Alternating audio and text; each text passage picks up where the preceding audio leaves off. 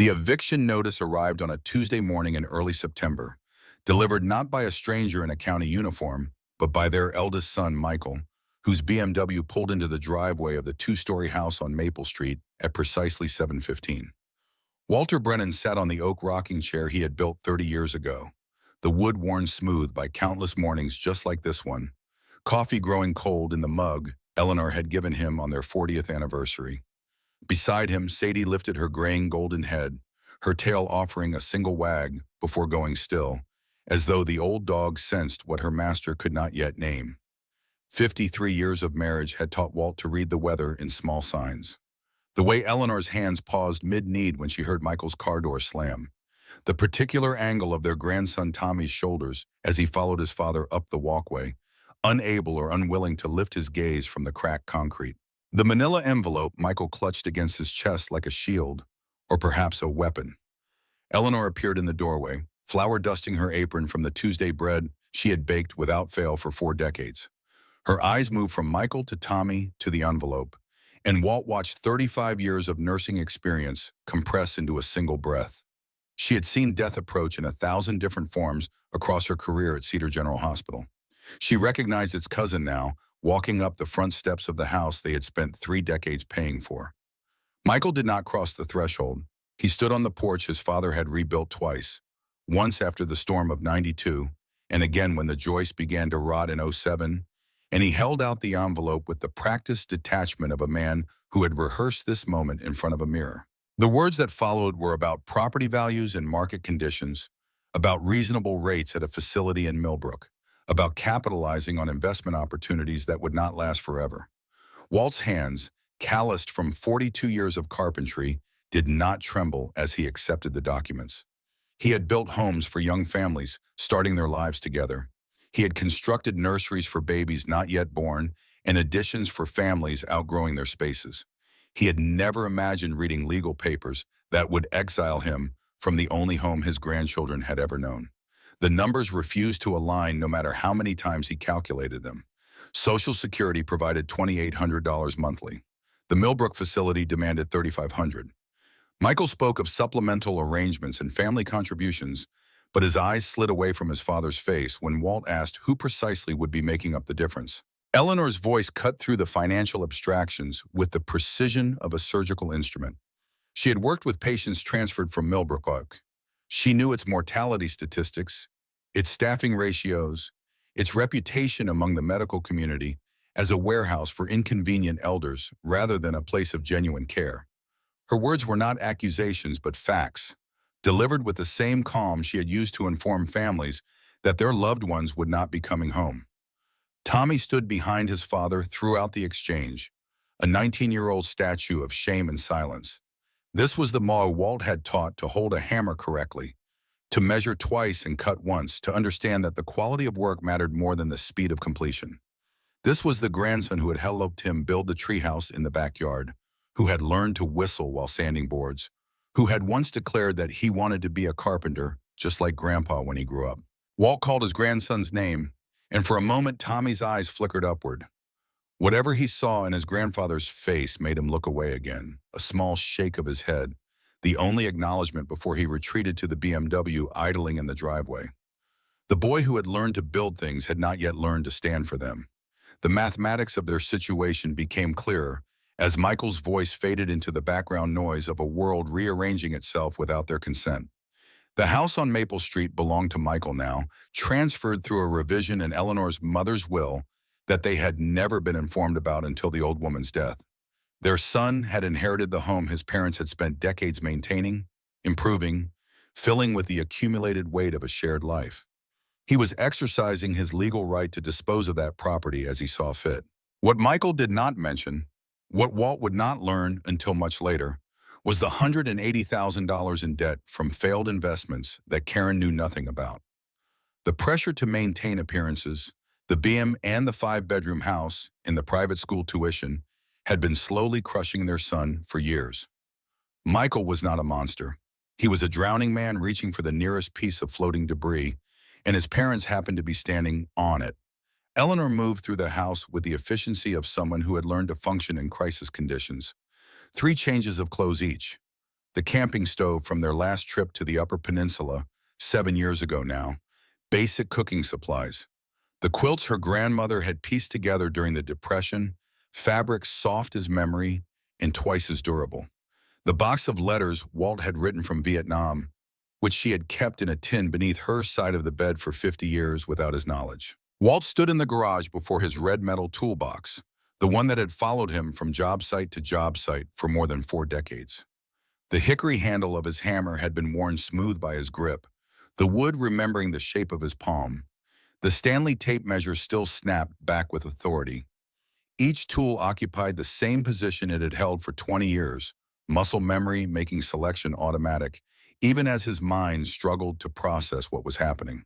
Tommy appeared in the garage doorway while Michael was inside signing papers with a real estate agent who had arrived with suspicious promptness.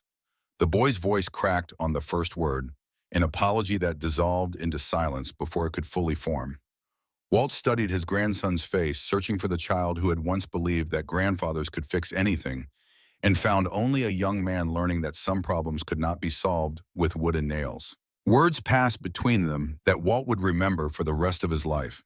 He told Tommy that the boy had nothing to apologize for, that he was not the one who had made this decision. But he also told his grandson that silence was itself a choice, and that someday Tommy would have to learn which moments demanded a voice. The boy listened, nodded, and walked away without looking back. It would be months before they saw each other again. The 1987 Ford F-150 had been purchased with bonus money from the Cedar General Hospital construction project, the same job where Walt had first noticed the young nurse with steady hands and a laugh that could make a 12-hour shift feel shorter. The truck had carried materials for hundreds of projects, had transported Eleanor to countless Sunday drives through countryside that was now subdivided and developed, had served as the backdrop for family photographs spanning 3 decades. Now it would carry everything they owned that could fit in its bed and cab. They drove away from Maple Street at 4:17 in the afternoon, according to the dashboard clock that still worked despite the truck's age. Eleanor did not look back at the house. Walt watched it shrink in the rearview mirror until the road curved and it disappeared entirely. And he realized that he had not said goodbye to the rooms he had repaired and improved and filled with the sounds of family gatherings for 30 years. The first night found them in a Walmart parking lot, surrounded by the orange glow of security lights and the constant rumble of trucks making late deliveries. Walt tried to fold his 74-year-old body into a sleeping position the cab had never been designed to accommodate. His back screamed against the awkward angle. His knees throbbed with the arthritis that had forced his early retirement. Beside him, Eleanor arranged quilts in the truck bed and lay staring at a sky bleached of stars by the parking lot lights. Sadie moved between them throughout the night, her presence a reminder that family was not always a matter of blood. The old dog seemed to understand that something fundamental had changed, staying close and alert even as exhaustion pulled at her graying muzzle. When dawn finally came, she was the first to stir, her nose testing the air for threats or opportunities that her humans could not perceive. The second night brought a rest stop on Interstate 94, where long-haul truckers slept in cabs designed for the purpose, and elderly couples were not supposed to be found living in pickup trucks. Walt sat awake while Eleanor dozed, reading the letters he had written from Vietnam by the weak illumination of the dome light. The words of a 19-year-old soldier who believed in building things as an antidote to destruction seemed impossibly naive now. Yet they still carried a truth he had tried to live by for 5 decades. One letter dated March 15th of 1971 described the completion of a bridge over the Mekong River. 800 villagers would no longer need to travel 40 miles to reach the market. The young man who had written those words believed that creation was stronger than destruction, that every beam laid down was a promise that something would endure. Walt folded the letter carefully and returned it to the tin box, wondering if that soldier would recognize the old man reading his words by the light of a dying battery. By the third night, the roads had changed from highway to county blacktop to gravel that crunched beneath the truck's tires. Eleanor's old flip phone, the one she kept charged for emergencies because she had never trusted smartphones, lost its signal somewhere between the interstate and wherever they were now heading. Fog rolled in as darkness fell, thick enough to make the headlights seem to push against a solid wall of gray. Pine Ridge announced itself through the mist like a photograph from a different era, a town that had somehow escaped the renovation and development that had transformed most of Michigan over the past 50 years. Main Street stretched for 6 blocks, half the storefronts dark behind windows, displaying faded for lease signs that had clearly been hanging for years. The diner called Rosie's still had lights on at 6 in the morning, the only visible sign of life in a place that seemed to have been forgotten by everyone who could have helped it survive. Rosie herself stood behind the counter, a woman in her mid-60s with red-dyed hair and a smile that had worn thin from overuse. She looked at Walt's truck, at the belongings visible in the bed, at the elderly couple and their gray-muzzled dog, and she understood without needing to ask. The directions she provided were simple: east on County Road 12, past Murphy's gas station, to a place that nobody had lived in for years. A man named Bob Henley had built it to last, she added, and then she turned away to pour coffee for a customer who was not there. The shack emerged from the morning fog like the skeleton of something that had once been alive. The roof sagged with the weariness of decades without maintenance. Boards hung loose from walls like teeth that had given up on chewing. Windows gaped empty, their glass long since surrendered to storms and stones and the slow entropy of neglect. Weeds had claimed the foundation, growing through cracks that told stories of seasons passing without anyone to care. Sadie was out of the truck before Walt could fully process what he was seeing. The old dog moved with purpose that belied her years, circling the structure twice with her nose to the ground before settling in front of what had once been a doorway. Her tail began to wag, the first real enthusiasm she had shown since leaving Maple Street, and she looked back at Walt with an expression that seemed to say she had found what they were looking for. The carpenter's eye that had evaluated thousands of structures over 4 decades began to see past the decay to the bones beneath. The foundation was fieldstone, laid by someone who understood that good work started with solid footing. The frame was oak, heavy timber that had weathered abuse without surrendering its integrity. The roofline remained straight despite the sagging shingles, suggesting that the core structure could be saved if someone cared enough to try. Eleanor joined him as he walked the perimeter, her hand finding his with the automatic intimacy of 53 years. She did not ask what he thought because she could read the answer in the way he touched the weathered siding, the way his fingers traced the joints where wood met wood. This place had been built by someone who cared about craft, about permanence, about leaving something behind that would outlast the builder.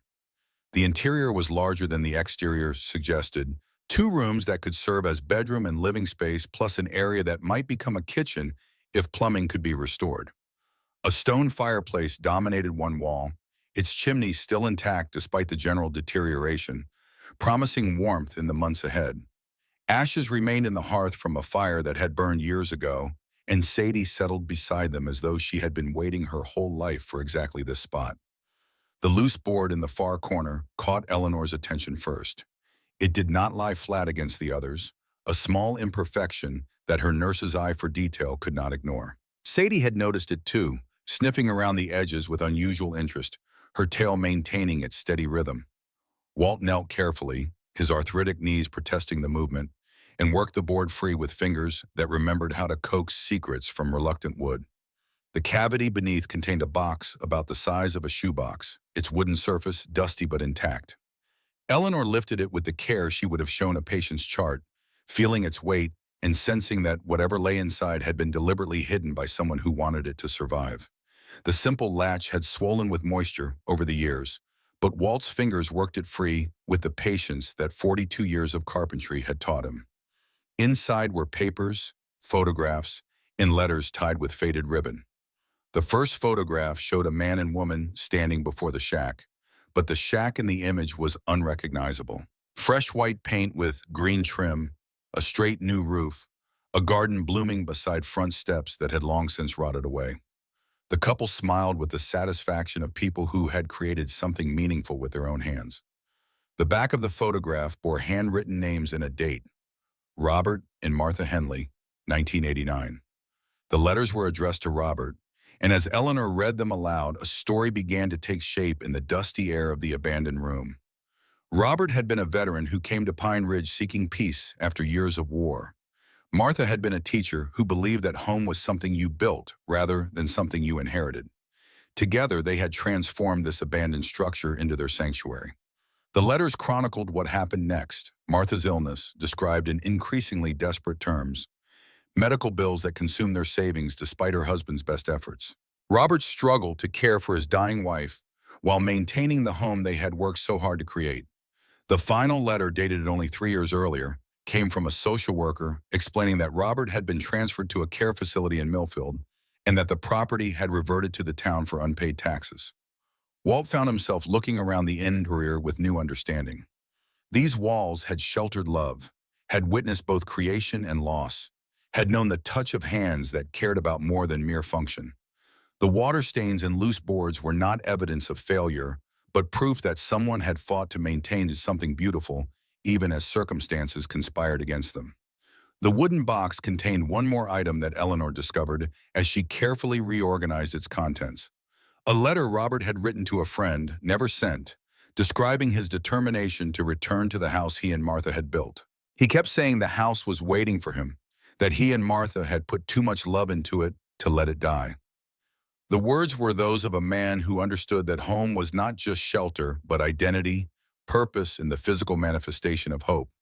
They slept inside the shack that first night, using sleeping bags on the wooden floor near the fireplace. The walls creaked with settling wood and the whisper of wind through empty window frames, sounds that should have felt threatening, but instead seemed almost welcoming. Sadie curled between them with the contentment of a teen who had finally arrived where she belonged. And for the first time since leaving Maple Street, Walt fell asleep without dreaming of eviction notices and betrayal. 3 days passed before the woman appeared at what had once been a front gate. She walked with the careful gait of someone whose body had begun to negotiate with age.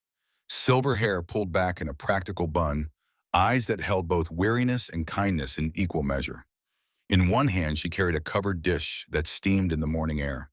With the other, she held the hand of a girl who could not have been more than 8 years old. Sadie noticed them first and did something she had never done with strangers in all her 10 years. She walked to the gate, sat down, and wagged her tail as though greeting old friends rather than people she had never met. The girl's eyes widened at the sight of the golden retriever, and her grip on the woman's hand loosened as she took a tentative step forward. Clara Mitchell introduced herself as a neighbor from the yellow house with the rose garden, a place Walt had noticed during their explorations of Pine Ridge. The child was her granddaughter Lily, whose mother had left 2 years ago with nothing but a hastily scrawled note claiming she could not be a parent. The girl had barely spoken to anyone except her grandmother since then, yet she was already kneeling beside Sadie, small hands stroking golden fur, with the focus of someone who had found exactly what she needed. Eleanor invited them inside, and Clara moved through the shack with the familiarity of someone who had been there before. Her eyes lingered on the fireplace, on the corner where the wooden box had been hidden, on the window that looked east toward town. When Eleanor mentioned finding the photographs and letters, Clara's composure cracked for just a moment before reassembling itself into something more complicated than simple surprise.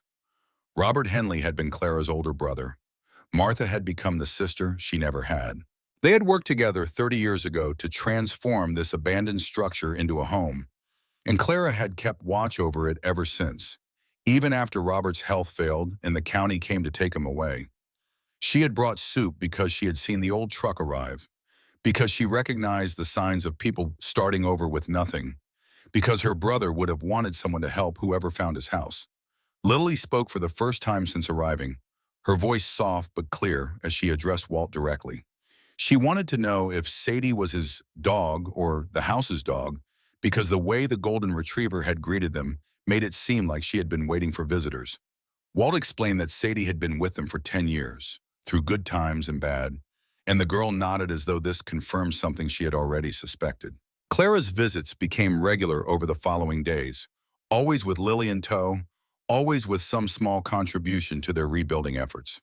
She brought vegetables from her garden, tools her late husband had left behind, and stories about Robert and Martha that made the shack feel less like a stranger's abandoned dream and more like a legacy being passed to new guardians.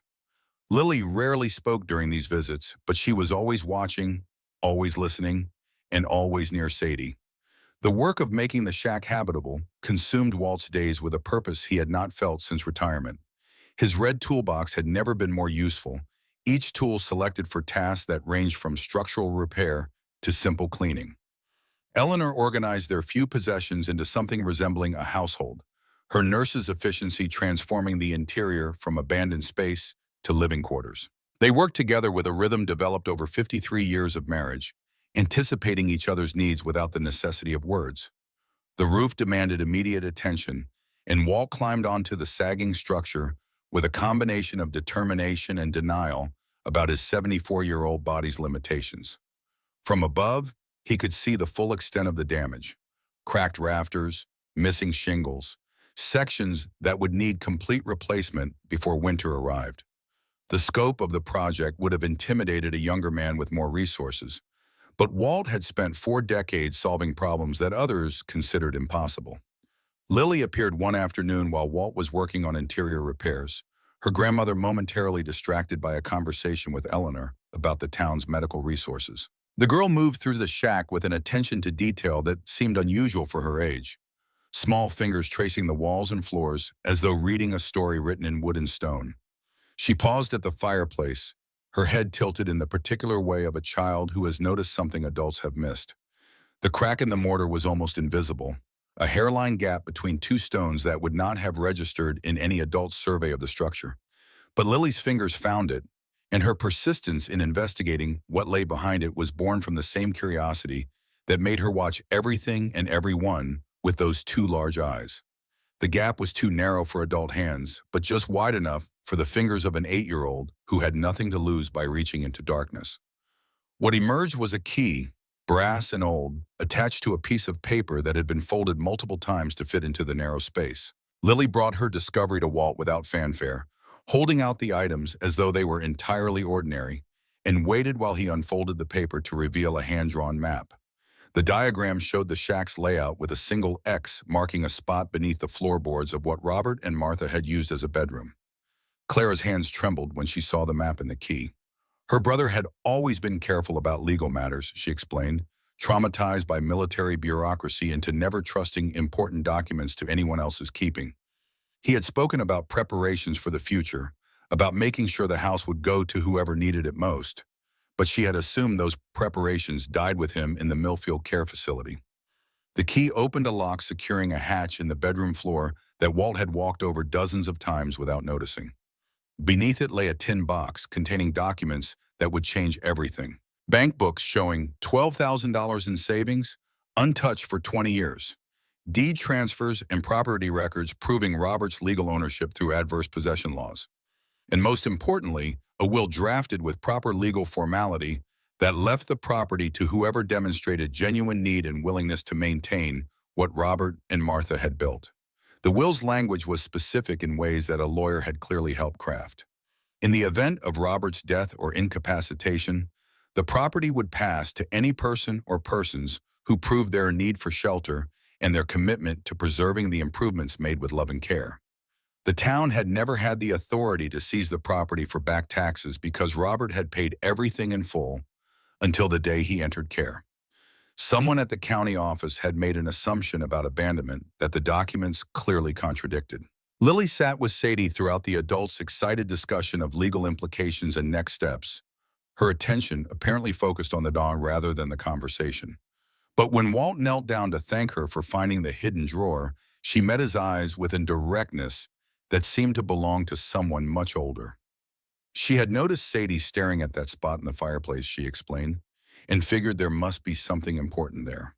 Dogs knew things that people missed. The weight of what Lily had discovered settled over Walt slowly. A child who had been abandoned by her mother had found the key to preventing another abandonment, this time of 2 elderly people who had been discarded by their own son. The symmetry was too perfect to be coincidence and too painful to contemplate for very long. Clara left that evening with promises to contact her late husband's former law partner, a man named Henry Morrison, who had retired to Florida but still maintained his Michigan bar certification. She spoke of favors owed and battles worth fighting, and for the first time since the eviction notice had arrived, Walt allowed himself to imagine a future in which they did not have to keep running. 2 weeks after discovering the documents, Walt had patched the worst of the roof damage with salvaged materials and determination. The repairs were not elegant, but they would hold against ordinary weather. The question of whether they could withstand something more severe remained unanswered until the morning the radio began broadcasting storm warnings with increasing urgency. The system was moving faster than predicted, the announcer explained, and would be stronger than initially expected. Residents in low-lying areas should take precautions. Those in structures of uncertain integrity should consider relocating to more secure shelter. Walt looked at the patches he had installed and knew they had not been tested against anything more challenging than light rain and moderate wind. Clara arrived in the early afternoon to collect Lily, but the girl refused to leave. She planted herself on the porch with her arms crossed and her jaw set in an expression that seemed borrowed from someone who had fought many more battles than an 8-year-old should have experienced. She wanted to stay and help, she announced, and her grandmother could not make her go if she did not want to. The argument that followed was conducted primarily in meaningful looks rather than words. Clara's concern for her granddaughter's safety warred with something else in her expression. A recognition, perhaps, that Lily had not shown this kind of determination about anything since her mother had left. In the end, Clara extracted promises about emergency evacuation and departed alone, her car disappearing down the gravel road as the first dark clouds appeared on the western horizon. The storm announced its arrival at 9 in the evening, with wind that built from whisper to howl in less than 20 minutes. Rain came not as drops but as a wall of water that seemed intent on testing every repair Walt had made and finding every weakness in the structure's defenses. Within an hour, the first of his patches had torn loose, and water began cascading into the interior through a gap that grew wider with each gust. Walt was on the ladder before Eleanor could finish her objection, climbing onto a roof that had become a tilted ice rink of wet wood and failing shingles. The flashlight clamped between his teeth provided illumination that was barely adequate, and the wind tried to tear him loose with every step. Below, Eleanor held the ladder with her full weight, her voice lost in the roar of the storm as she shouted instructions or warnings he could not hear. Lily sat in the corner of the main room with Sadie pressed against her side, the old dog's presence apparently the only thing keeping the child from complete panic. But instead of crying or hiding, the girl began to sing. Her voice was thin against the storm's violence, a nursery rhyme about roses and posies that should have been ridiculous in the circumstances. Yet something about that small sound of human defiance against natural fury gave Walt the focus he needed to keep working. The tarp was their last hope, a piece of heavy plastic salvaged from behind the abandoned gas station that had been waiting for exactly this emergency. Walt's hands were bleeding from splinters, and his shoulders screamed with the effort of working above his head, but he managed to secure one corner, then another, then a third. The fourth corner ripped free twice before finally holding, and the cascade of water through the damaged roof slowed to a manageable trickle. 3 hours passed before the storm began to ease. 3 hours of constant vigilance and repair and desperate hope that the patches would hold long enough for the wind to die. When Walt finally climbed down from the ladder, his clothes were soaked through and his body trembled with exhaustion and hypothermia. Eleanor wrapped him in quilts while Lily continued to sing, the same simple melody repeated like a prayer or a promise. Dawn revealed the extent of what they had survived.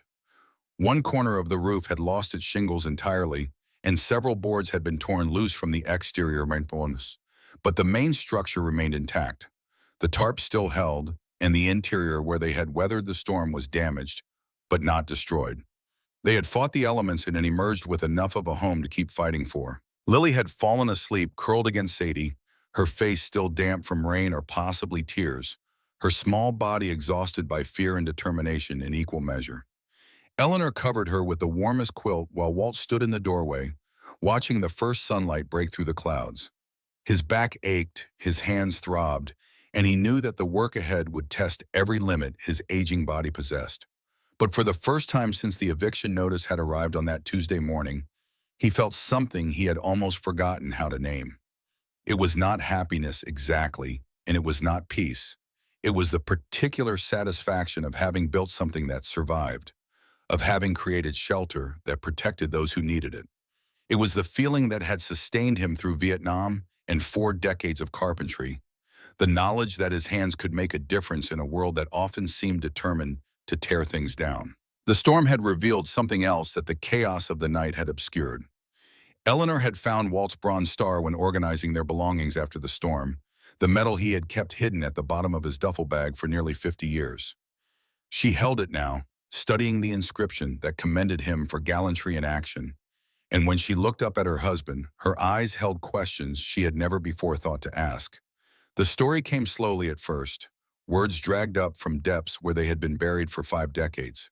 Walt told Eleanor and Lily about the 19-year-old who had shipped out believing he understood construction because he had helped his father build a barn. He told them about the Army Corps of Engineers, about building bridges under fire and airstrips in hostile territory, about the constant tension of creating, during the day, what might be destroyed overnight.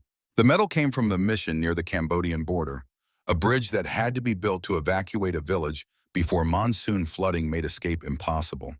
6 days under fire, working in shifts, sleeping in 4-hour increments between attacks. 2 good men lost, but 800 civilians brought to safety across a bridge that held because the soldiers who built it understood that failure was not an option.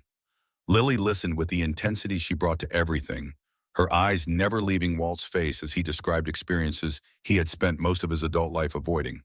When he finished, she did not offer the easy platitudes adults might have provided. Instead, she observed that he was good at building things, and that she wanted to learn how to build things too.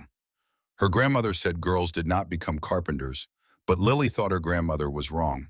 Walt promised to teach her, there in the aftermath of the storm, in the shack they had almost lost, in the presence of a wife who was learning things about her husband that 53 years of marriage had never revealed. It was a promise made to a child who had been abandoned, offered by a man who had just been reminded that he still had something valuable to give. The weight of it settled over him like the responsibility for those 800 villagers, like the memory of the men who had died building that bridge, like the knowledge that some promises mattered more than others. Clara arrived later that morning, frantic with worry, until she saw her granddaughter emerge from the shack unharmed. The embrace between grandmother and child lasted longer than any Walt had witnessed between them before, and when they finally separated, something had shifted in the way they looked at each other. Lily had proven she could face a storm without breaking. Clara had learned that her granddaughter was stronger than either of them had realized. The days that followed brought a rhythm of repair and recovery that consumed Walt's attention from dawn until exhaustion demanded rest. Eleanor split her time between supporting the reconstruction efforts and establishing herself as an informal medical resource for Pine Ridge's aging population. The town's only doctor visited twice weekly, and the nearest hospital was 40 miles away in Millfield. A retired nurse with steady hands and current knowledge was exactly what many residents needed. Frank Bradley from the hardware store became their first real ally in town, offering work in exchange for cash and materials that would otherwise have been beyond their budget. Walt's craftsmanship impressed him in ways that his appearance could not, and word began to spread through Pine Ridge that the old couple fixing up the Henley place knew what they were doing. Respect built slowly but steadily, each completed project adding to a reputation that had been earned rather than inherited. Lily came every day now, sometimes with Clara and sometimes alone when her grandmother was busy with her own affairs. She watched Walt work with the focus of a student who intended to learn everything, asking questions when she did not understand and storing away the answers for future use. She had a natural sense for wood and tools that reminded Walt of himself at her age, and he found himself teaching with a patience he had not known he still possessed.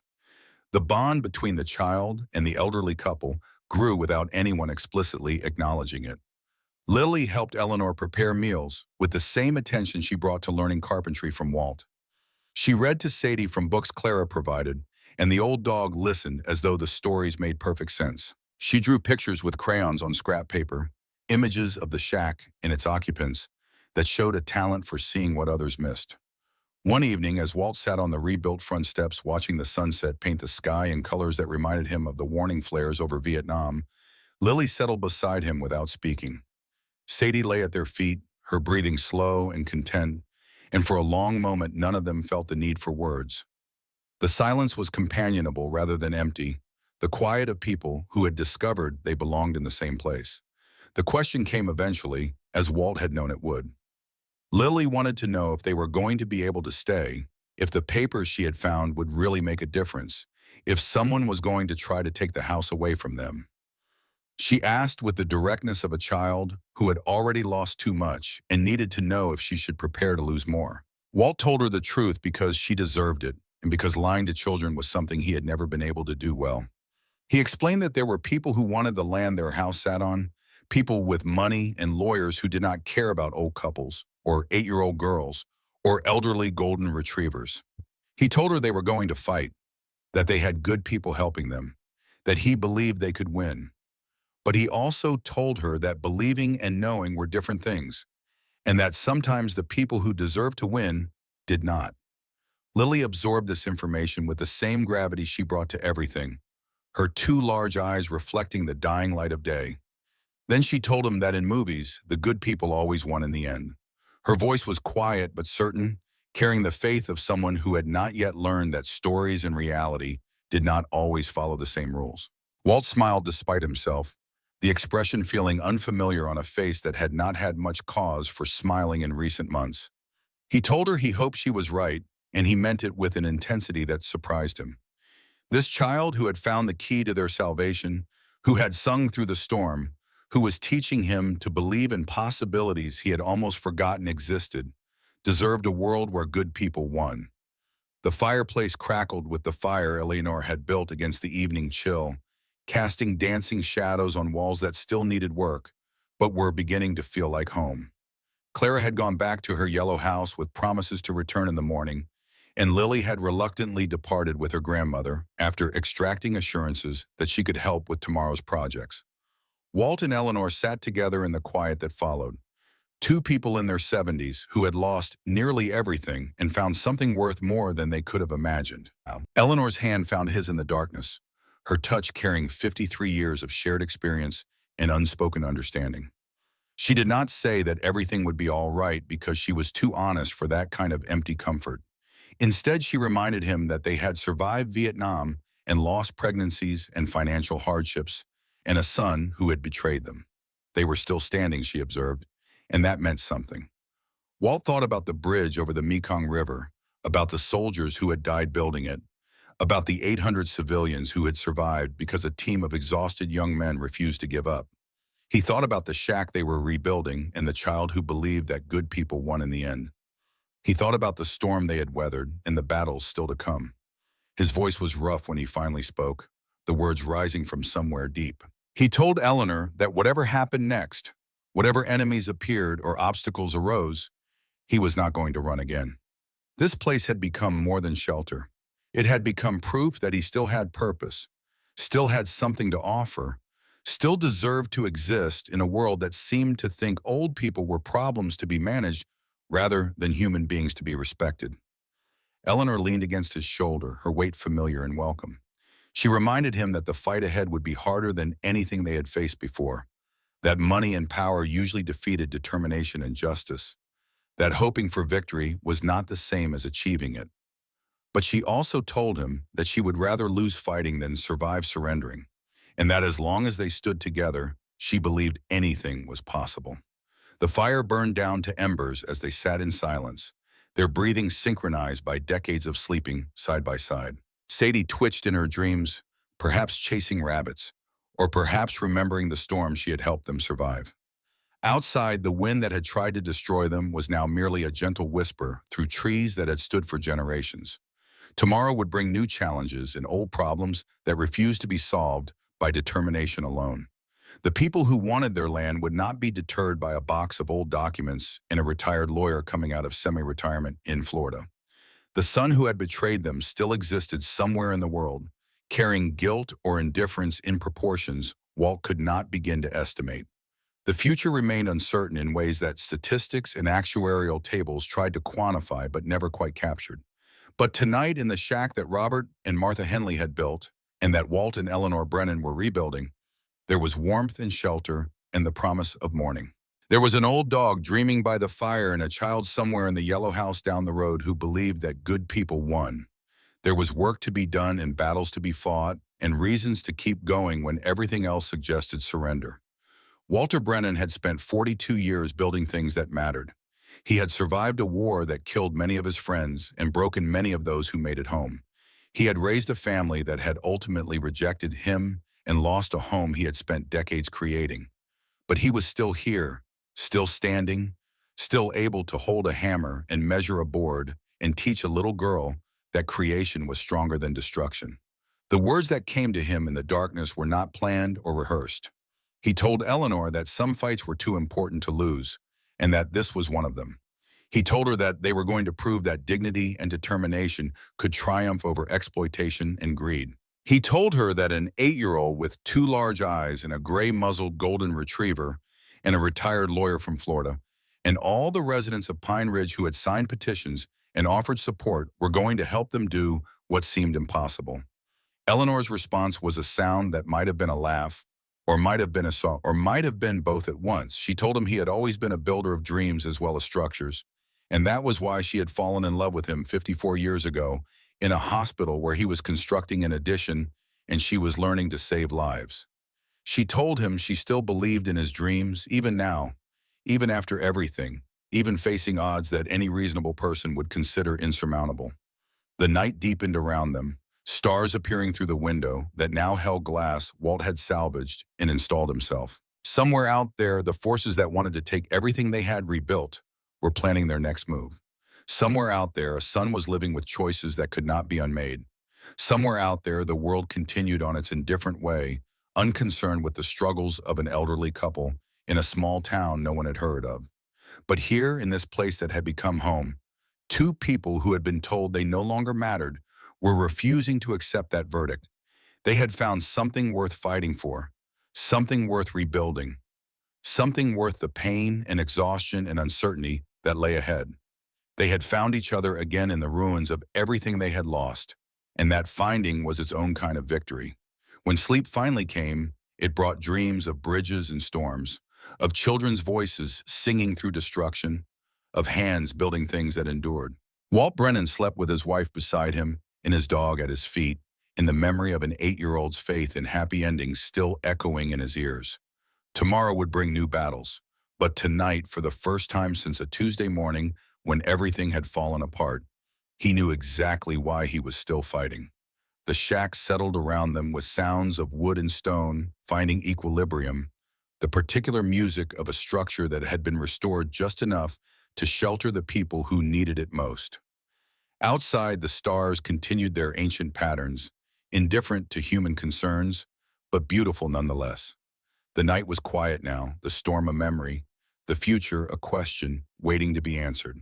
In the morning, there would be work to do. There always was. The weeks following the storm brought a rhythm of purpose that Walt had not experienced since the last years of his carpentry career. Each morning began before sunrise, his body protesting the accumulated abuse of 7 decades, while his mind calculated the day's projects with the precision of someone who had spent a lifetime measuring twice and cutting once. The shack was becoming something more than shelter now, each repaired board and replaced window a small victory against the forces that had tried to destroy them. Frank Bradley's hardware store occupied a corner lot on Main Street, its weathered facade concealing an inventory that seemed to anticipate every possible construction need. The owner himself was 60 years old with hands that bore the calluses of a former tradesman, and he had been watching Walt's selections with increasing interest since their first transaction. The way the old man chose materials spoke of knowledge that could not be faked, an understanding of wood and metal and purpose that distinguished professionals from amateurs. The conversation that changed everything happened on a Tuesday afternoon, 3 weeks after the storm. Frank had been studying Walt's careful examination of lag bolts, noting how the older man tested each one for straightness and thread quality before adding it to his basket. The hardware store owner mentioned that his loading dock had been sagging for 2 years, a problem he had never found time to address despite its growing severity. He wondered if Walt might be interested in some part-time work, payment in cash and materials rather than promises. The arrangement proved beneficial beyond simple economics. Walt spent mornings at the shack and afternoons helping Frank with repairs that had been deferred too long, and in exchange he received access to lumber and hardware that would have been impossible to afford otherwise. More importantly, the work gave him visibility in a community that was still uncertain what to make of the elderly couple who had appeared from nowhere to claim the abandoned Henley property. Word spread through Pine Ridge in the particular way that news travels in small towns, moving from person to person through conversations at the diner and the post office in the single grocery store that served the entire population. The old man fixing up the Henley place knew what he was doing, people said. His craftsmanship at Bradley's Hardware had already attracted requests from other business owners who had noticed the quality of his work. Maybe the strangers were not as strange as they had first appeared. Eleanor established her own presence through different means. Mrs. Collins, a widow in her late 70s who lived 3 blocks from Clara's yellow house, had been struggling with wound care following minor surgery. The town's doctor visited only twice weekly, and the nearest hospital was 40 miles away, across roads that became treacherous in bad weather.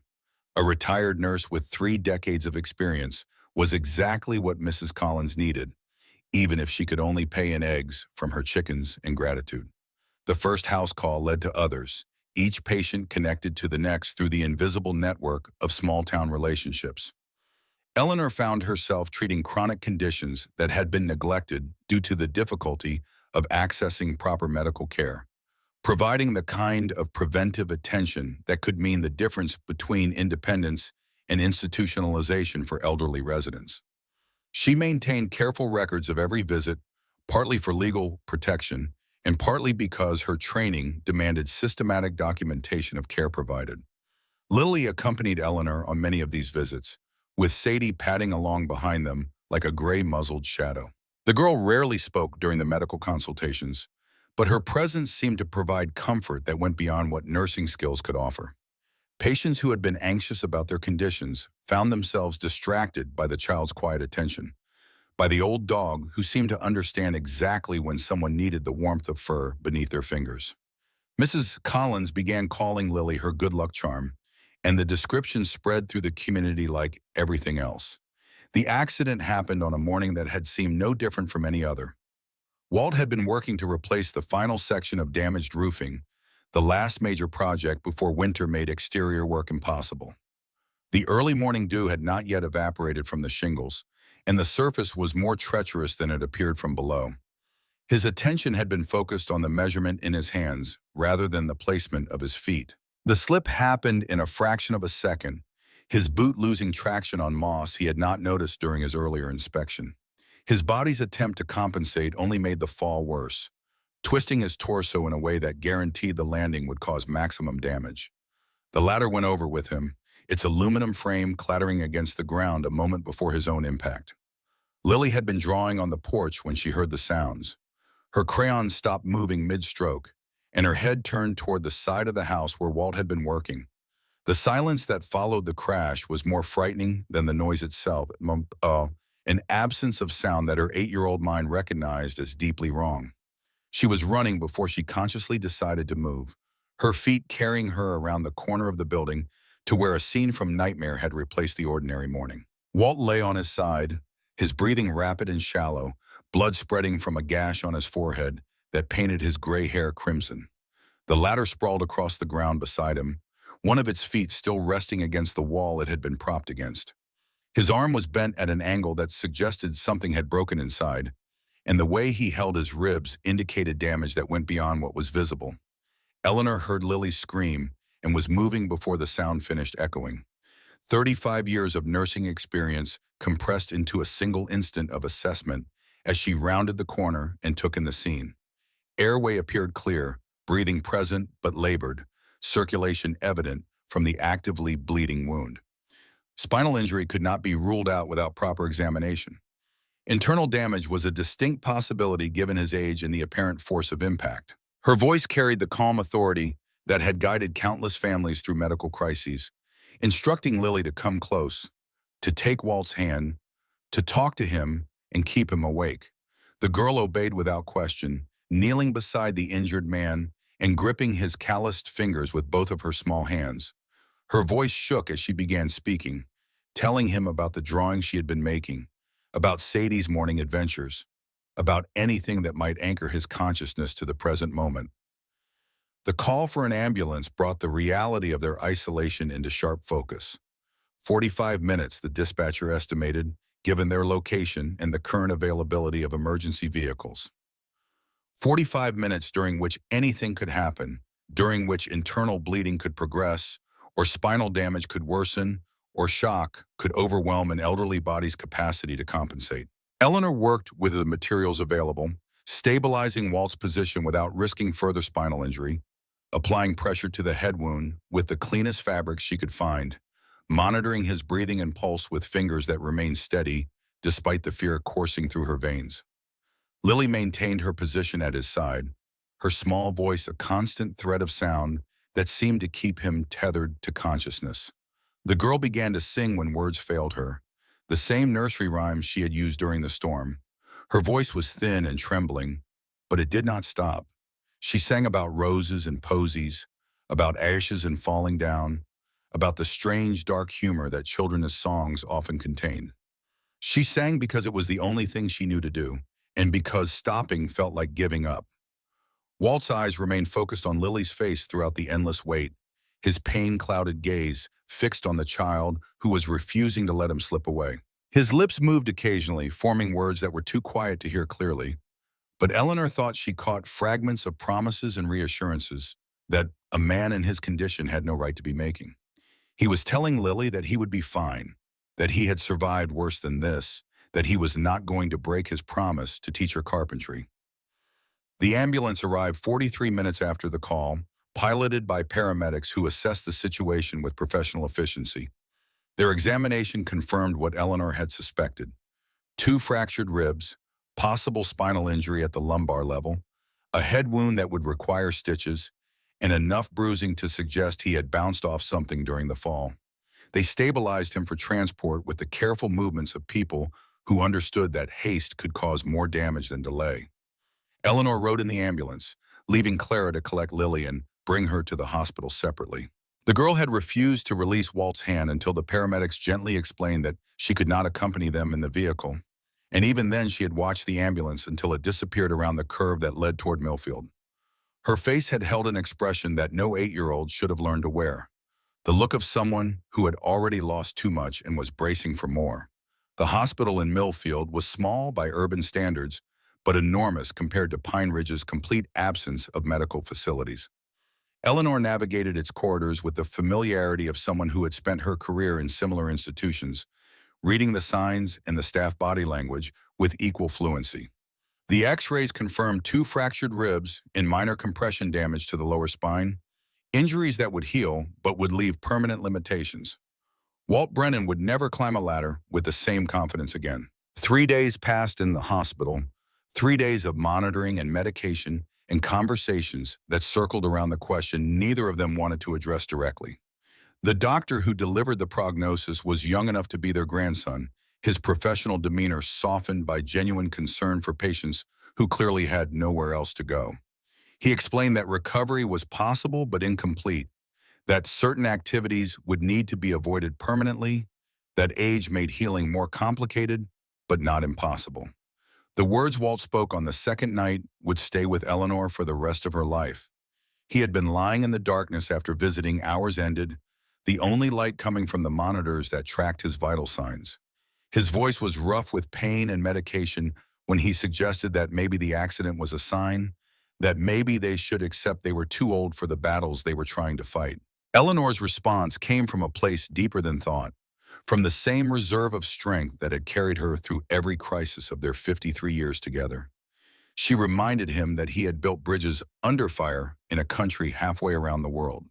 She pointed out that he had constructed homes for families who were starting their lives and additions for children who had not yet been born. She asked if he really intended to break his promise to an 8-year-old girl just because he had fallen off a roof. The question hung in the darkness between them, surrounded by the beeps and hisses of medical equipment that was keeping track of whether he lived or died.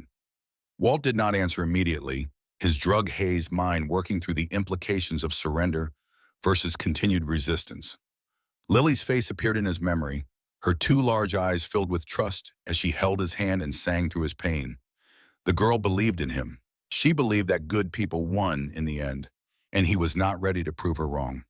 Clara brought Lily to visit every day of his hospitalization, the girl arriving with drawings she had made and stories about what was happening at the shack in their absence. Frank Bradley had stopped by to check on their progress and had ended up replacing the section of roofing that had caused the accident, refusing any payment because neighbors helped neighbors in Pine Ridge. Mrs. Collins had organized a meal rotation so Eleanor would not have to worry about cooking while caring for her injured husband. The community they had worried about accepting them had rallied in their absence, demonstrating support through practical actions rather than empty words. Walt listened to these reports with growing wonder, realizing that the weeks of work he had invested were paying dividends he had never expected to receive. He had spent his career building things for strangers. These people were building something for him. The discharge from hospital brought him home to a shack that had continued to improve in his absence. Frank's roof repair was solid work, done with the competence of someone who understood that quality mattered even when no one was watching. Neighbors had contributed other small improvements, a window caulked here, a step reinforced there, the accumulated care of people who wanted them to stay. Walt walked through these changes with Bob Henley's carved cane supporting his weight, seeing evidence of community in every detail. 2 weeks of recovery passed before the black sedan appeared on the gravel road. Walt was sitting on the porch, his healing body not yet ready for the physical work that had defined his identity for 7 decades. Lily sat beside him, practicing the knot-tying techniques he had taught her since direct construction work was temporarily beyond his capabilities. Sadie lay at their feet, her nose twitching at the unfamiliar scent of expensive car exhaust and urban cologne. The growl that emerged from the old dog's throat was unlike any sound Walt had heard her make in 10 years of companionship. Sadie rose to her feet with surprising energy, positioning herself between the approaching strangers and the porch where her humans sat. Her hackles raised in a ridge along her spine, and her eyes tracked the 2 men emerging from the vehicle with the focused attention of a predator assessing a threat. Victor Crane introduced himself with the polished ease of someone accustomed to getting what he wanted. His suit probably cost more than Walt's truck was worth, and his shoes were entirely unsuitable for the gravel and mud of rural Michigan.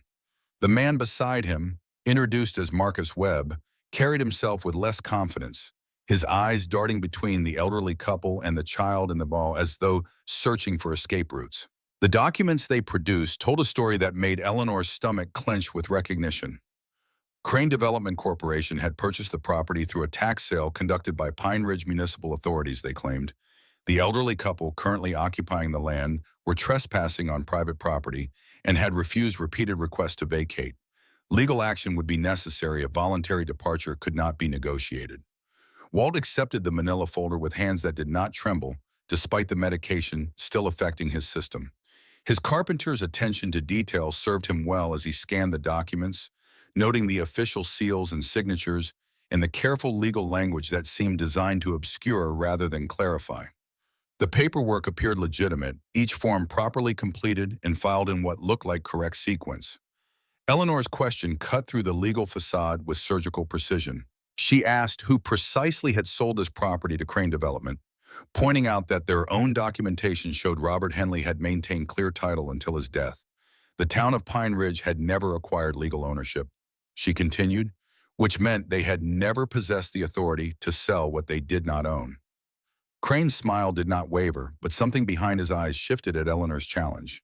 He explained that tax sales for delinquent properties were standard procedure across Michigan, that the previous owner's failure to maintain payments had triggered automatic forfeiture. The smoothness of his delivery suggested he had made similar speeches many times before, to other elderly people who did not understand their rights or lacked the resources to defend them. Lily watched the exchange without speaking, her drawing abandoned in her lap as she studied the men who wanted to take her friends home. Her attention fixed on Marcus Webb rather than Crane, noting how the younger man flinched when his employer mentioned eviction procedures. Something about Webb's discomfort suggested a conscience that had not been completely extinguished by corporate loyalty. Eleanor's voice carried the same calm she had used during medical emergencies when she asked Webb about his elderly relatives. The question seemed to strike him like a physical blow, his professional mask cracking enough to reveal something human beneath. His mother was 82, he admitted after a moment's hesitation. She lived in a nursing facility in Grand Rapids that he did not visit as often as he should. Lily's observation came without warning or apparent calculation. Her small voice announced that her grandmother said people who did not visit their grandmothers were bad people. The statement hung in the air with the peculiar weight of children's honesty, cutting through the legal posturing to something more fundamental. Webb's face drained of color, and for just an instant his eyes met Eleanor's with what might have been gratitude or might have been shame. Crane redirected the conversation with the skill of someone long practiced at managing uncomfortable moments. 30 days to vacate, he announced, or face removal by the county sheriff along with charges of trespassing, vandalism, and potentially theft of materials used in unauthorized construction. His voice carried no particular malice, only the flat certainty of someone who believed that money and lawyers would ultimately prevail over elderly couples and borrowed time. The sedan departed as abruptly as it had arrived, leaving a cloud of gravel dust that seemed to linger like a visible threat. Walt remained on the porch with Lily and Sadie, the documents still clutched in his hand as he processed the magnitude of what they were facing. Corporate development interests with unlimited legal resources against two pensioners, a child, and a dog that was older than many of the staff who would be sent to evict them. Clara arrived within the hour, summoned by Eleanor's phone call, and arriving with the urgency of someone who understood that delay could be fatal in legal matters. Frank Bradley followed shortly after, carrying a clipboard and the contact information for relatives in other communities who had faced similar situations. The informal network of Pine Ridge was mobilizing, each member contributing whatever knowledge or resources they could gather. The pattern that emerged from their collective research was disturbing in its consistency. Crane Development had targeted at least 8 other properties in Michigan over the past 3 years, always choosing locations occupied by elderly residents who lacked resources for adequate legal defense. The company specialized in acquiring land through questionable tax sales, then evicting occupants and either developing the properties for vacation rentals or flipping them to investors seeking rural retreats. Henry Morrison answered Clara's call from Florida with the alertness of someone who had never fully retired from practicing law. His voice crackled through the phone speaker as he absorbed the details of their situation, asking questions that revealed decades of experience with property disputes and elderly clients. When he announced that he was driving up from Florida immediately, that he would not miss this case for anything, the room seemed to exhale collectively. The petition that Morrison had drafted began circulating through Pine Ridge the following morning. Eleanor and Clara went door to door, explaining the situation and requesting signatures from residents who had benefited from Walt's craftsmanship or Eleanor's medical care. The response exceeded anything they had anticipated, each name added to the list representing another voice of support in the legal battle ahead. Tom Bradley was the first to sign, his bold signature accompanied by a declaration that the elderly couple had been good for Pine Ridge and that vacation rentals sitting empty half the year were not what the town needed. Mrs. Collins added her name with trembling hands in a detailed account of how Eleanor's nursing care had saved her life. The Methodist minister signed, and the postmaster signed, and the woman who ran the diner where Rosie had first directed them toward the abandoned shack. 47 signatures had accumulated by the second day, representing nearly a third of Pine Ridge's permanent population.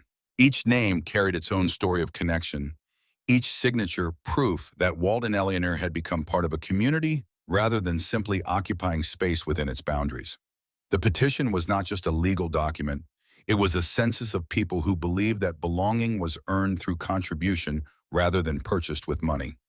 The envelope appeared in Clara's mailbox on a Saturday morning, its lack of return address the first indication that someone wanted its contents seen but did not want to be identified as the sender. Inside were photographs and documents that made Clara's hands tremble as she spread them across Eleanor's kitchen table, each image revealing the scope of what they were fighting against. The photographs showed bulldozers destroying structures that looked remarkably similar to the shack Walt and Eleanor had been rebuilding. Small homes that had clearly been maintained with love by people who could not afford lawyers or relocation costs. The accompanying documents revealed that Crane Development had engaged in this pattern at least 12 times over the past 3 years, always targeting elderly residents, always using the same tactics of legal intimidation and forced eviction. A spreadsheet listed names and dates and property values, the cold arithmetic of human displacement reduced to rows and columns. Several entries included notations about subsequent lawsuits, cases where Crane had sued evicted residents for the value of improvements made to properties they no longer owned. The company was not content with taking homes. They demanded payment for the crime of having cared enough to maintain them. The most damaging document was a memo discussing strategy for dealing with elderly targets who might generate negative publicity. The language was clinical, describing senior citizens as low-resistance acquisitions and noting that most lacked the resources or life expectancy to pursue extended legal challenges. One passage observed that confusion and intimidation were usually sufficient to achieve voluntary departure, reducing legal costs and public relations complications.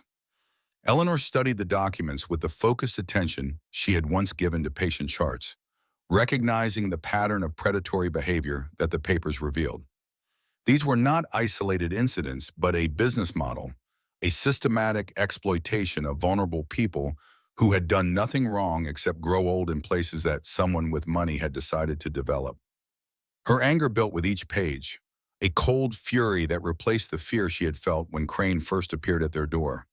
The business card included in the envelope belonged to a reporter at the Detroit Free Press, someone who specialized in elder abuse investigations and had apparently been tracking Crane's activities for some time. A handwritten note on the back asked if they were interested in the Crane story and suggested calling Monday morning. Someone wanted this information made public, and they had chosen Walt and Eleanor's case as the catalyst. Walt's suspicion about the sender crystallized as he remembered Marcus Webb's reaction to Lily's comment about grandmothers. The younger man's discomfort during the confrontation had been too genuine to be entirely professional, his flinch at mention of his own elderly mother too instinctive to be strategic. Someone inside Crane Development had a conscience that was at war with their employment, and that internal conflict had produced the anonymous package now spread across their table. Henry Morrison arrived in Pine Ridge 3 days after the envelope appeared, driving a Buick that seemed as old and worn as its owner. The retired lawyer was 78 years old with snow-white hair and a rumpled suit that had clearly seen better decades. But his handshake was firm and his eyes held the sharp intelligence of someone who had spent 50 years outmaneuvering opponents who underestimated him. The legal strategy that Morrison outlined was aggressive but grounded in the strength of their evidence. Robert Henley's documents proved that the property had never been legitimately available for tax sale, making Crane's purchase void from the beginning. The anonymous materials demonstrated a pattern of behavior that would attract attention from the state attorney general's office, turning their individual case into part of a larger investigation. The community petition showed that Pine Ridge residents supported the elderly couple's presence, neutralizing any argument about them being unwelcome outsiders. Lily sat quietly during the legal discussions, her attention apparently focused on Sadie rather than the complicated proceedings unfolding around her. But Walt noticed how her eyes tracked the conversation, how her expression shifted with each new revelation or strategy. The girl who had found the hidden documents was continuing to observe everything, storing away information that might prove useful when adults least expected it. The phone call came on a night that should have been devoted to final preparations for the legal confrontation. Michael's number appeared on Eleanor's screen, the first contact from their eldest son since the eviction that had set everything in motion. Her hand hovered over the device for several rings before she found the composure to answer, bracing herself for whatever justification or accusation he intended to deliver. Michael's voice carried none of the confidence that had characterized his announcement on the porch of the Maple Street house. He sounded broken, the words tumbling out with the desperate urgency of someone who had been holding too much inside for too long. He needed to tell them something before the court hearing, he said, something about Crane Development that would change how they understood what had happened to their family. The story that followed was worse than anything Eleanor had imagined during the months of wondering why their son had betrayed them. Michael described the debt that had been crushing him, the $180,000 that Karen knew nothing about, the failed investments that had seemed so promising until they had cost him everything. He had been drowning, he said, reaching for anything that might keep him afloat while the weight of financial failure dragged him under. Crane Development had contacted him within days of the Maple Street sale, demonstrating a knowledge of family circumstances that suggested they had been tracking potential targets for some time. They had offered a deal.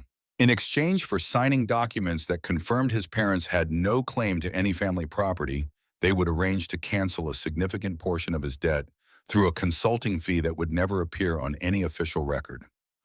Michael had signed without fully understanding what he was enabling. The documents he had put his name to were being used to argue that Walt and Eleanor had been voluntarily divested of all property interest by their own family, undermining their claim to have been wrongfully dispossessed. Crane's lawyers were planning to introduce his testimony in court, presenting him as a witness against his own parents. The silence that followed Michael's confession stretched for what felt like hours.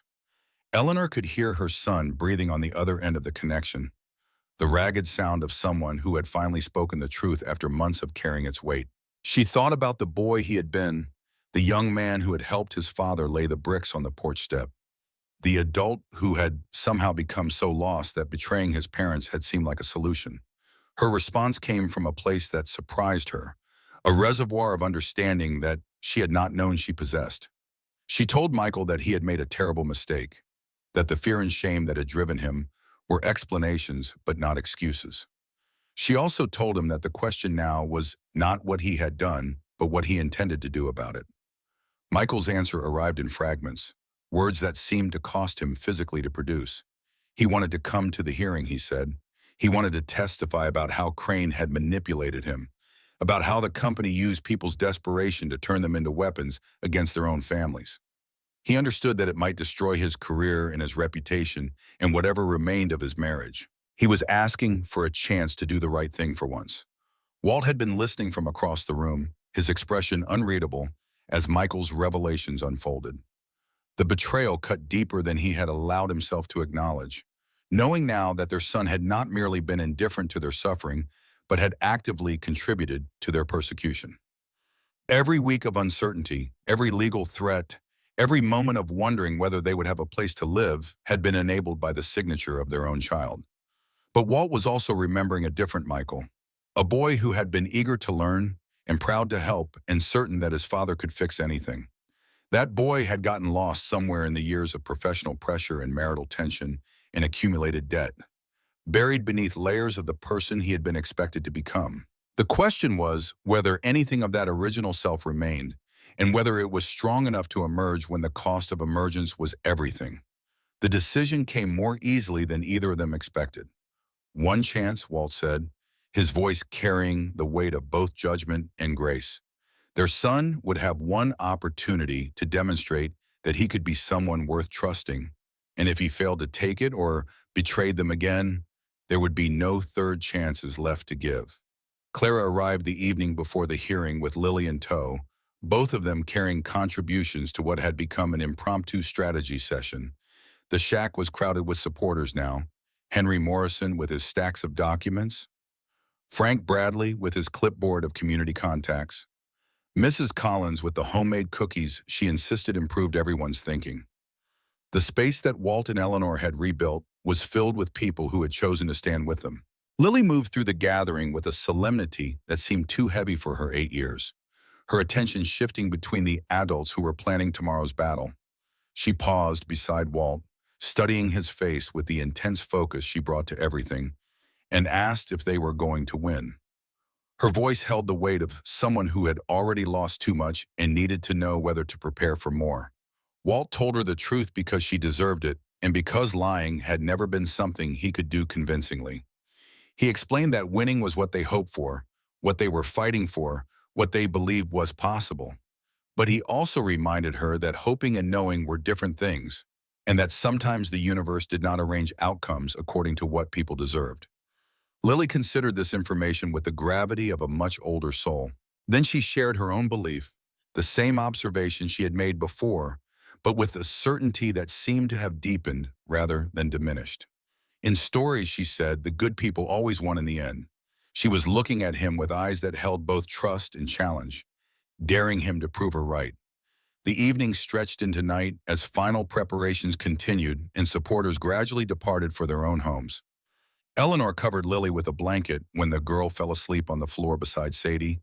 The child and the boy curled together in a display of mutual protection that transcended species. The drawing Lily had been working on lay beside her, a picture of the shack and with its occupants standing in front, a yellow dog-shaped angel watching from clouds overhead. Walt sat on the rebuilt porch steps as the last visitors left, Bob Henley's cane resting across his knees. The stars were visible tonight, undimmed by clouds or city light, the same constellations that had watched over this land for millennia before humans had arrived to fight over who could claim it. Tomorrow would bring confrontation and judgment and the determination of whether their efforts had been sufficient. The thoughts that moved through his tired mind were not about legal strategies or document chains or the testimony of witnesses.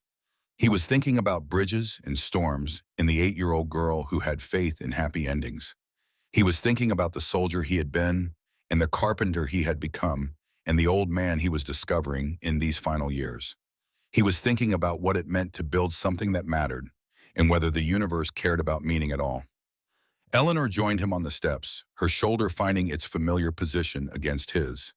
She did not speak immediately, allowing the silence to hold space for the enormity of what they faced. When words came, they were not about tomorrow but about today, about the community that had gathered in their home, about the child sleeping inside who believed good people won. Her observation cut through his spiraling thoughts with the clarity she had always possessed. Some fights, she said, were too important to lose. This was one of them. Walt turned the phrase over in his mind, feeling its weight and testing its truth. They had been told they were too old to matter, too poor to fight, too stubborn to accept the inevitable. They had lost their home and their son's loyalty and nearly their lives in the storm that had almost destroyed what they were building. Every reasonable assessment of their situation suggested that surrender was the only logical option. But logic had never been the only way to evaluate worth, and reasonableness was often the enemy of righteousness. The people who had signed the petition and organized the meal rotations and contributed repairs to the shack had not acted from logic. They had responded to something deeper, a recognition that some causes deserve support regardless of the probability of victory.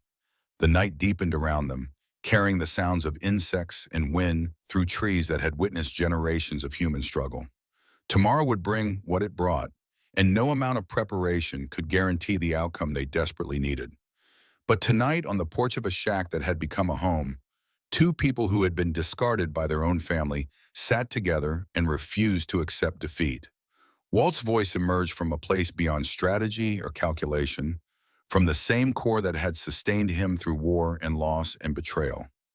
He told Eleanor that whatever happened in that courtroom, he needed her to understand something fundamental. This fight had never been just about the property or the legal victory, or even their right to spend their remaining years in peace. It had been about proving that dignity and determination could still matter in a world that seemed designed to crush both. Eleanor's response was wordless, her hand finding his in the darkness with the automatic intimacy of 53 years. They had built this life together, mistake by mistake and triumph by triumph, and they would face whatever came next the same way they had faced everything else. The morning would arrive with its burdens and its possibilities, and they would meet it standing rather than surrendering. Inside the shack, Lily shifted in her sleep, her small hand reaching out to rest on Sadie's graying fur. The dog's tail twitched once in response, an unconscious acknowledgement of the bond between them. The drawing of the shack and its inhabitants lay where the girl had left it, a child's vision of home and family and the flying dog that watched over them all. The stars continued their ancient wheeling overhead, indifferent to human concerns, but beautiful nonetheless. Somewhere in the darkness, the forces that wanted to take everything were preparing their own strategies and marshaling their own resources. The battle would be joined in hours, and the outcome would depend on factors that no one could fully control or predict.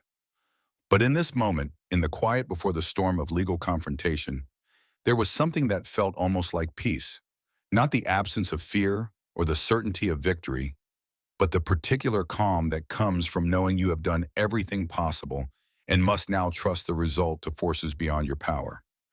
Walt and Eleanor sat together on the steps of their improbable home, and they waited for dawn. The first light would find them ready. It always had. The Millfield County Courthouse had been constructed in 1923, its granite steps worn smooth by a century of people seeking resolution to disputes that ranged from unpaid debts to custody battles to the occasional violent crime that disrupted rural Michigan's ordinary rhythms. Walt climbed those steps on a Tuesday morning in late autumn, his healing body supported by Bob Henley's carved cane, Eleanor at his side in the navy dress she had worn to church in another lifetime. Behind them, Clara guided Lily up the same worn stones, the girl clutching a stuffed dog that Walt had sewn from fabric scraps during his recovery. The hearing room was smaller than Eleanor had imagined from legal dramas on television. Wooden benches arranged like church pews beneath tall windows that admitted morning light without offering views of the world beyond the glass. Judge Patricia Chen presided from an elevated mahogany bench, her expression neutral as lawyers organized documents and clients found their seats. The formality of the space seemed designed to remind everyone present that decisions made here would reshape lives, regardless of whether those lives were considered important by the people making the decisions. Crane Development had dispatched 3 attorneys, each carrying leather briefcases that suggested resources beyond anything Pine Ridge could muster. Their lead counsel was a woman in her 50s whose expensive suit and clipped efficiency radiated the confidence of someone who billed at rates that could have funded Walt's entire renovation project. She arranged her materials with the precision of someone accustomed to winning, her eyes occasionally sweeping the room to assess the opposition she would shortly dismantle. Henry Morrison sat alone at the defendant's table, his rumpled appearance contrasting sharply with the corporate polish across the aisle. The retired lawyer had spent the previous evening reviewing documents and rehearsing arguments, his 78-year-old mind working with the sharpness that half a century of legal combat had honed to a fine edge. When he glanced back at Walt and Eleanor, his slight nod carried reassurance that preparation and righteousness might yet prevail over money and power. Lily had chosen a seat at the end of the public gallery's front row, Clara beside her with one hand resting on the girl's shoulder. The child sat with unusual stillness, her eyes tracking the proceedings with the intensity she brought to observing everything. The stuffed dog remained pressed against her chest, its button eyes seeming to watch the lawyers as intently as she did. Sadie had been left in Frank Bradley's care outside the courthouse, dogs not being permitted in judicial proceedings regardless of their services to the families involved. The corporate attorney opened with mathematical precision, presenting Crane Development's case as a simple matter of property rights and contractual obligations. Tax sales were routine procedures governed by clear statutory language, she explained, and the defendant's occupation of land that had been legally purchased by her client constituted ongoing trespassing. The documents she introduced were properly executed and officially stamped, each one contributing to a narrative of legitimate acquisition and wrongful occupation. Henry rose to respond with the deliberate pace of someone who had learned that rushing benefited only those who feared scrutiny. His opening statement did not challenge the corporate attorney's documents directly, but instead questioned the foundation upon which they rested. The property in question had never been available for tax sale, he explained, because Robert Henley had maintained clear title through adverse possession laws and had paid all taxes in full until his incapacitation. The town's sale of something it did not own had been void from the moment the gavel fell. The documents Henry produced had survived decades because Clara had understood their importance even when no one else seemed to care. Robert Henley's original deed, properly notarized and filed with the county clerk's office. Tax receipts showing continuous payment until the year of his transfer to the Millfield Care Facility. And most damaging to Crane's position, the will that specified how the property should pass to whoever demonstrated genuine need and commitment to maintaining what Robert and Martha had built. Judge Chen studied these materials with the focused attention of someone recognizing that the case before her was more complicated than initial filings had suggested. Her questions to both attorneys revealed a mind that cut through procedural arguments to examine underlying facts. And her expression hardened when Henry introduced the evidence of Crane Development's pattern of targeting elderly residents across Michigan. The photographs from the anonymous envelope spread across the evidence table like accusations rendered in image rather than text. Bulldozers crushing structures that looked like the shack Walt had been rebuilding. Elderly faces captured in moments of displacement and despair. The memo discussing low-resistance acquisitions and the advantages of targeting senior citizens who lacked resources for legal defense. Each document added weight to the argument that this case was not isolated, but part of systematic exploitation. Crane's lead attorney objected with increasing frequency as Henry methodically demolished the foundation of her case. The pattern evidence was irrelevant to the specific property dispute, she argued. The defendant's emotional appeals could not overcome the clear legal requirements for property transfer. Her voice remained professionally controlled, but her rhythm had been disrupted by the accumulating evidence that her client's acquisition had been neither legitimate nor honorable. The courtroom door opened during a pause in testimony, the sound drawing every eye toward the rear of the chamber. Michael Brennan stood in the doorway, his suit wrinkled in a way that suggested a long drive without stops, his face carrying the particular exhaustion of someone who had not slept since making a decision that would change everything. His eyes found his parents in the gallery, and the moment of contact seemed to drain something from him while simultaneously providing the strength to move forward. Henry's request to call an additional witness prompted immediate objection from corporate counsel. The witness had not been disclosed in pretrial filings, she protested, and allowing testimony would prejudice her client's right to prepare adequate cross-examination. Judge Chen considered the objection with the careful attention it deserved before ruling that the court would hear what the witness had to say, reserving judgment about admissibility until after the testimony had been delivered. Michael walked to the witness stand with the gait of a man approaching his own execution. Each step seemed to cost him something, his shoulders progressively bowing under the weight of what he was about to reveal. When he raised his right hand to take the oath, his voice cracked on the words that promised truth, and for just an instant his composure broke enough to reveal the terrified boy beneath the failed businessman's exterior. Henry's questions guided Michael through the story of his financial collapse and the approach from Crane Development that had followed so quickly after the Maple Street sale, the debt that Karen had never known about, the consulting fee that would erase a portion of his obligations in exchange for documents confirming that his parents had no valid claim to any family property, the signature he had provided without fully understanding how it would be used, or perhaps without allowing himself to understand. The courtroom had grown completely silent as Michael's testimony continued, every person present recognizing that they were witnessing something beyond ordinary legal proceedings.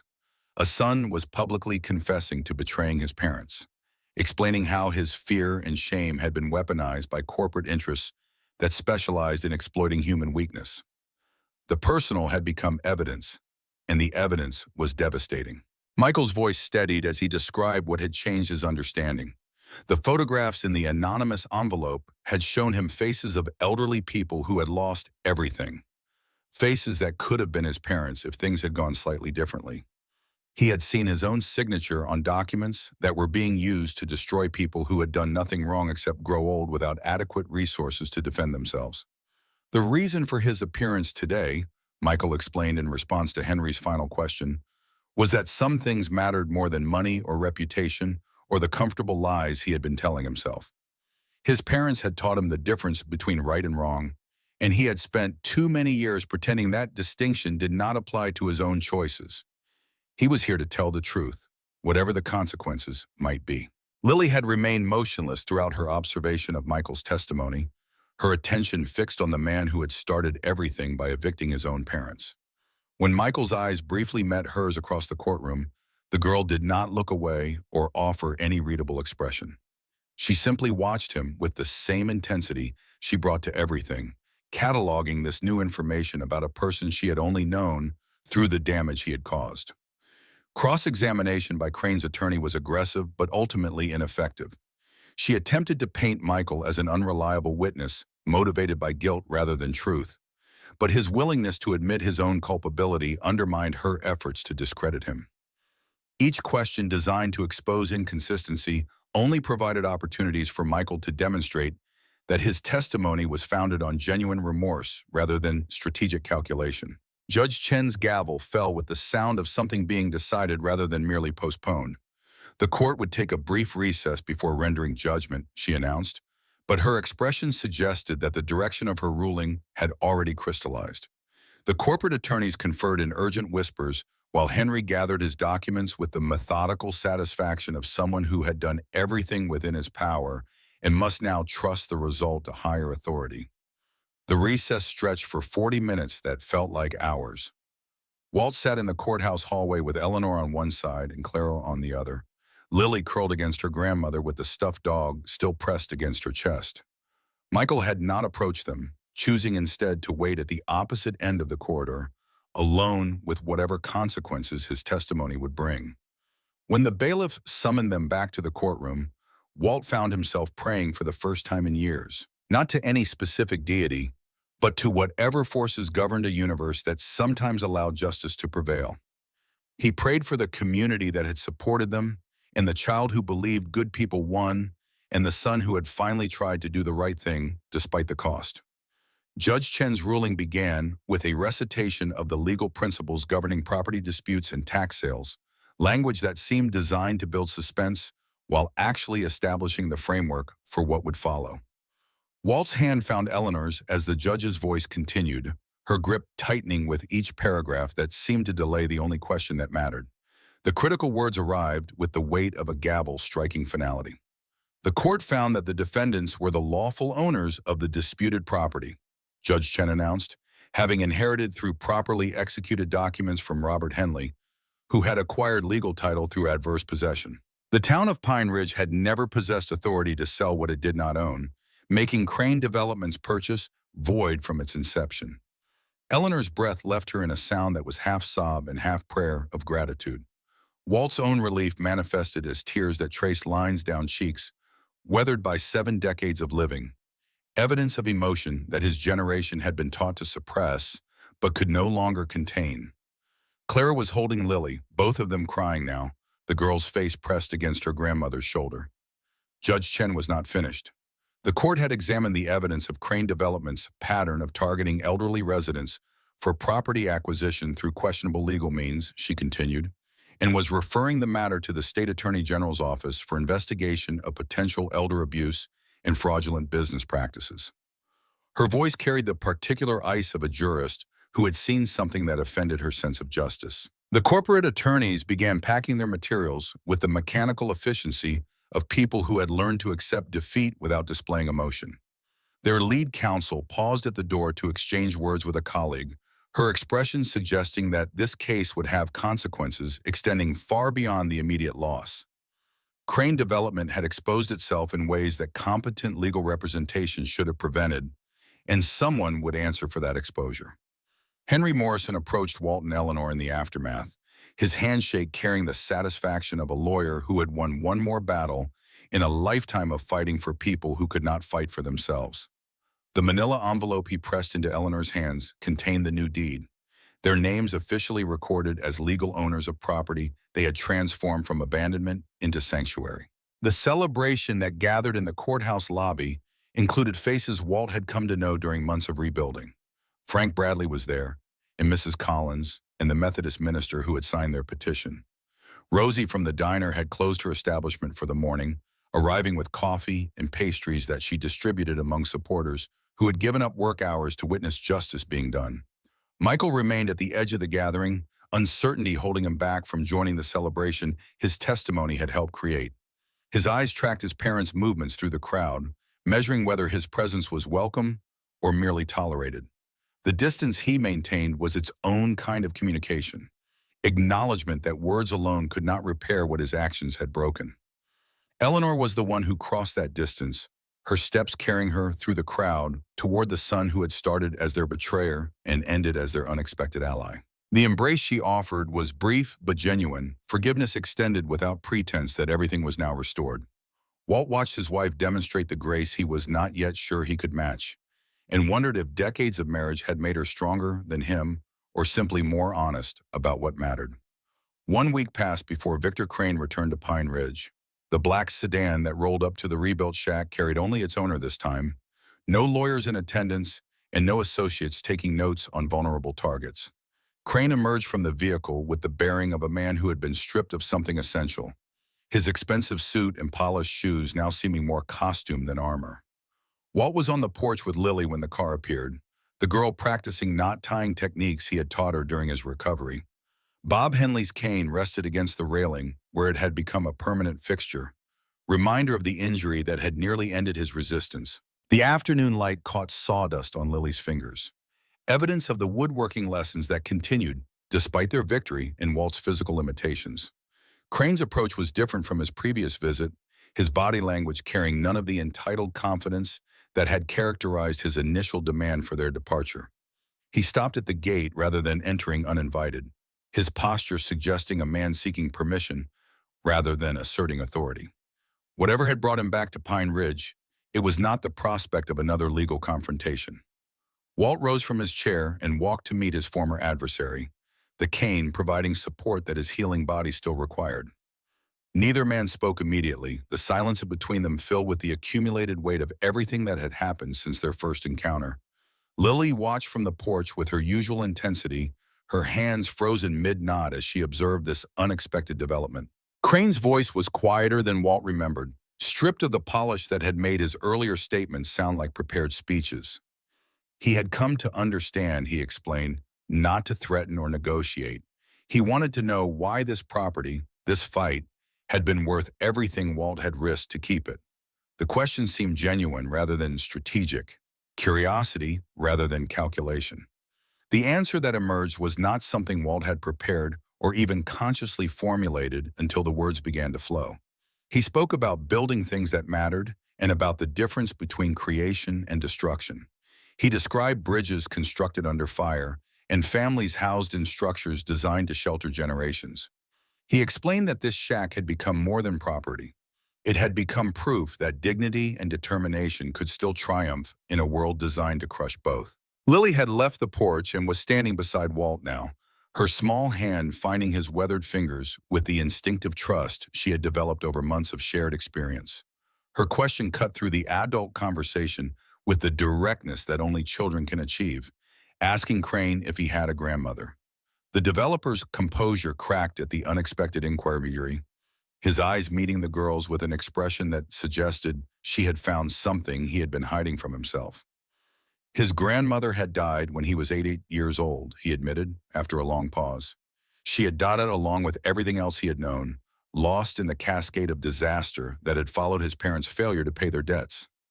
Lily's follow-up question carried the weight of someone who had experienced her own losses and survived them. She wanted to know if he had been sad, her voice holding both curiosity and sympathy in proportions that seemed impossible for an 8-year-old to balance. The question hung in the autumn air between them, demanding honesty from a man who had built a career on avoiding it. Victor Crane's response began as one word and expanded into a story he had never told anyone. He described the 8-year-old boy who had lost his home and his grandmother and his parents in a matter of weeks. The child who had grown up in institutions where survival meant becoming harder than the world that had broken him. He explained the vow he had made to himself, the determination never to be poor or powerless again, the walls he had built between himself and anyone who might remind him of what he had lost. The irony was not lost on him now, Crane admitted, his voice carrying the rawness of someone confronting truths too long suppressed. He had become the very force that had destroyed his family, inflicting on others the same devastation that had shaped his childhood. The homes he had demolished and the elderly people he had displaced were not abstractions on spreadsheets, but human beings whose suffering he had learned to ignore because acknowledging it would have meant acknowledging himself. Walt listened without interruption, recognizing the particular pain of someone coming face to face with their own reflection. The man before him was not a monster, but a wounded child who had grown into a wounded adult, using money and power to protect himself from vulnerabilities that wealth could not actually address. The recognition did not excuse what Crane had done, but it complicated the simple narrative of villain and victim that legal proceedings had encouraged.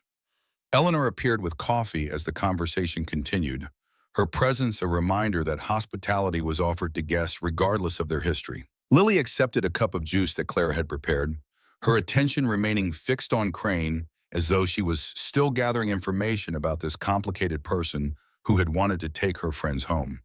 The question Walt eventually posed was practical rather than philosophical.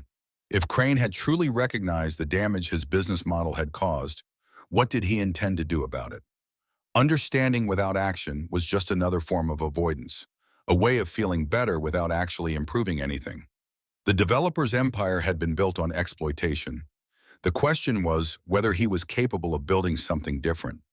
Crane's response did not come immediately or easily. He spoke of resources and skills and relationships that could be redirected toward different purposes, toward affordable housing instead of vacation rentals, toward renovation instead of demolition, toward protection instead of exploitation. The words were tentative, more exploration than commitment, but they suggested that something had shifted in a man who had seemed entirely fixed in his destructive trajectory. The afternoon extended into evening as the conversation continued, ranging across topics that neither man had expected to discuss with someone who had recently been his adversary. By the time Crane departed in his black sedan, something had changed in the relationship between hunter and prey, though neither could have articulated exactly what transformation had occurred. 6 months passed with the speed that time acquires when filled with purposeful activity. The foundation of the first two affordable housing units had been poured on 10 acres behind Pine Ridge's elementary school, land the town had donated after recognizing that Walt and Eleanor's success had demonstrated what community support for elderly residents could accomplish. The concrete had been contributed by a company in the county seat whose owner had read about the case in the Detroit Free Press and wanted to support the expanding mission.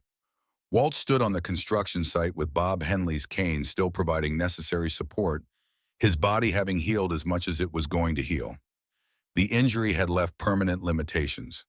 He would never climb a ladder with confidence again, would never undertake the physical labor that had defined his professional identity. But he could supervise and instruct and share the knowledge accumulated over 4 decades, contributing to work even when he could no longer perform it directly. Lily stood beside him wearing a hard hat that was comically oversized for her small head, measuring tape in hand as she helped verify that foundation dimensions matched the blueprints Walt had developed. The girl was 9 years old now, her birthday having passed with a celebration that included everyone who had become her extended family. The two large eyes remained, but they had lost some of the wariness that trauma had inscribed on her features. The housing units were designed with accessibility built into every element, reflecting Eleanor's expertise in caring for elderly patients whose homes had become obstacles to independence. Doorways wide enough for wheelchairs, bathrooms configured for safety equipment, kitchens with counter heights that accommodated various physical capabilities. Every feature had been planned with the understanding that people's needs changed as they aged, and homes should change with them. Henry Morrison had established the legal framework for their nonprofit organization, a structure that allowed tax-deductible donations while maintaining local control over how resources were allocated. Sadie had settled into her favorite spot beside the fireplace after breakfast, her graying muzzle resting on paws that had carried her faithfully for more than a decade.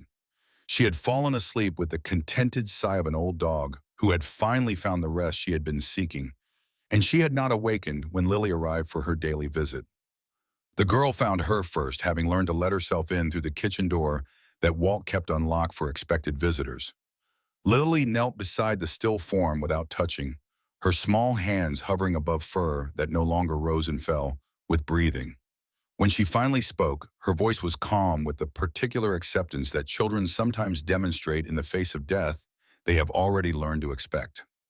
Eleanor came quickly at the sound of her name, her nurse's training immediately confirming what Lily had already understood.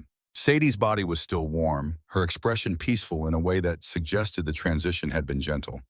The old dog had simply decided that her work was complete, that her pack was safe, that permission had finally been granted to rest. Walt's reaction when he learned the news surprised everyone, including himself. The tears came without warning or restraint, grief that had been compressed by decades of masculine expectations finally finding release.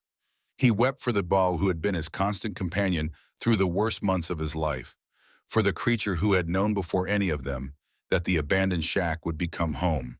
He wept because Sadie deserved tears, and because he had finally learned that crying did not diminish the one who cried. Lily sat beside him throughout, her small hand resting on his arm with the gentle pressure of someone offering comfort without expecting anything in return. She did not tell him that everything would be all right or that Sadie was in a better place or any of the other phrases adults use to avoid the rawness of loss. She simply stayed present, bearing witness to his grief with the same intensity she brought to observing everything else. The burial took place beneath the oak tree that Bob Henley had planted 30 years earlier at Martha's request, its branches now spreading wide enough to shade a significant portion of the property. Walt dug the grave himself despite his physical limitations, refusing offers of help from Frank Bradley and other neighbors who had gathered to pay respects. The labor was something he needed, each shovelful of earth an acknowledgement that grief required action as well as emotion. Clara provided a small stone she had found in her garden, smooth and pale, which Lily used as a marker after Walt finished filling the grave. The inscription would be added later, carved by Walt's own hands when they stopped trembling. Sadie, faithful friend and guardian, who found home before any of us knew we needed one. The words felt inadequate for a life that had meant so much, but words always were in the face of genuine loss. Michael arrived for the dedication ceremony of the first completed housing units, driving up in a sedan far more modest than the BM he had once displayed like proof of success. His appearance had changed in the months since the trial, the corporate polish stripped away to reveal someone who looked tired, but somehow more substantial. The consulting position at a nonprofit serving elderly clients paid a fraction of his former salary, but his voice carried a satisfaction that money had never provided.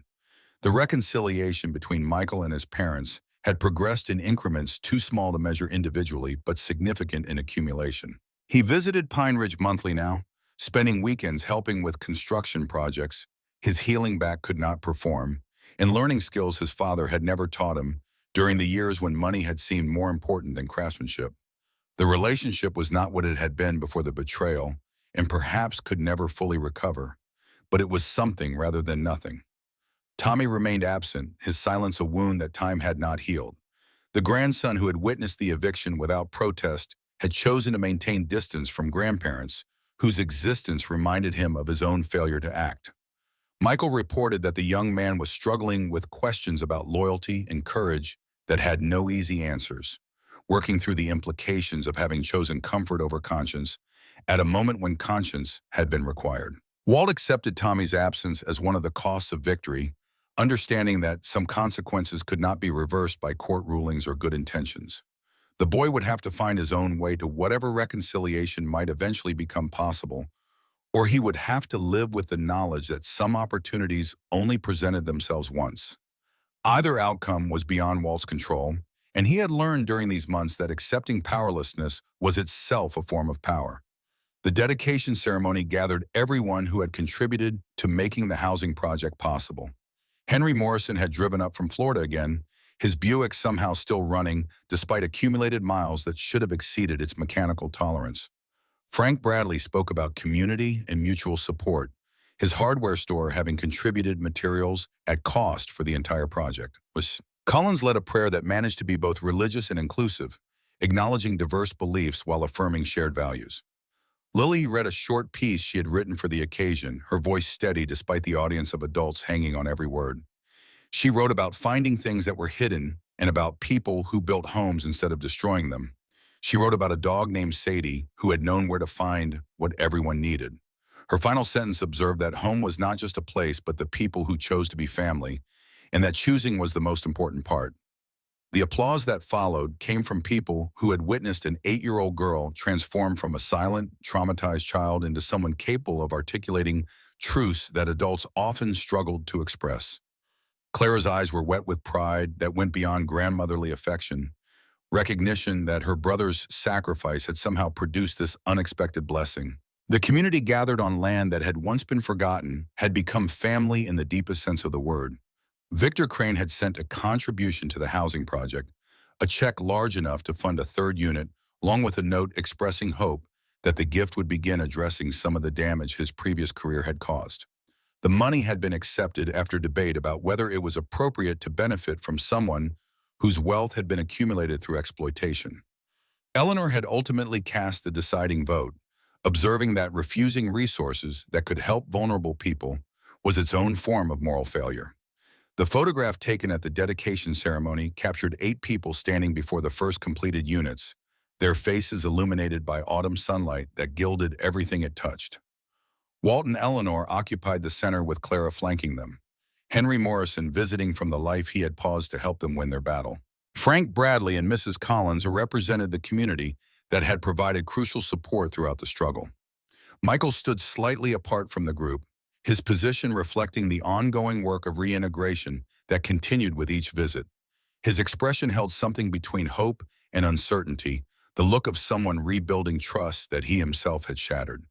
The distance he maintained was shrinking incrementally, but everyone understood that complete restoration might never be possible. Lily sat in front of the adults with the stuffed dog Walt had made for her pressed against her chest, her smile wide enough to transform her entire face. Beside her rested a bouquet of flowers she had gathered that morning, intended for placement on Sadie's grave after the photographs were complete. The angel dog she had drawn in so many pictures was there in spirit, if not in form, watching over the family she had helped create. The evening following the ceremony brought a quiet that settled over Pine Ridge like a blessing. Walt sat on the porch of the shack that had become home, Bob Henley's cane across his knees as he watched stars emerge from the darkening sky. The constellations were the same ones that had watched over this land for millennia, indifferent to human struggles, but beautiful in their constancy. Eleanor joined him as she had on countless evenings, her shoulder finding the familiar position against his. The silence between them was comfortable rather than empty, the quiet of two people who had said everything important and could now simply exist together. 53 years of marriage had taught them that presence was sometimes more valuable than words. The shack had been transformed beyond recognition from the ruin they had discovered 18 months earlier. Fresh white paint with green trim matched the photographs of Robert and Martha's original work. A garden flourished where weeds had once dominated. The roof that had nearly collapsed in the storm now shed rain with the efficiency of proper construction. Every improvement represented not just physical labor, but the accumulated care of people who had chosen to invest in this place and its inhabitants. Morning arrived with Lily's footsteps on the porch, the girl having walked from Clara's house in the pre-dawn darkness to watch the sunrise with the man she had learned to call grandfather without the qualifier of honorary. She settled beside Walt with the ease of someone who had found her place in a world that had once seemed determined to deny her belonging. Her small hand found his larger one with the automatic trust of genuine family. The question she asked as color began to paint the eastern sky was one she had posed before, but her voice carried a different weight now. She wanted to know if he thought Sadie was watching them from wherever dogs went after they died. Her eyes were fixed on the horizon, but her attention was entirely focused on the answer he would provide. Walt considered the question with the seriousness it deserved, understanding that his response would shape how this child understood loss and continuation and the bonds that survived death. He told her that he believed Sadie was watching, that the love they had shared did not simply disappear because one body had stopped working. He admitted that he could not prove this belief, that faith and knowledge were different things, but that some truths mattered regardless of their provability. Lily absorbed his answer with the gravity she brought to everything important, her two large eyes reflecting the growing light of day.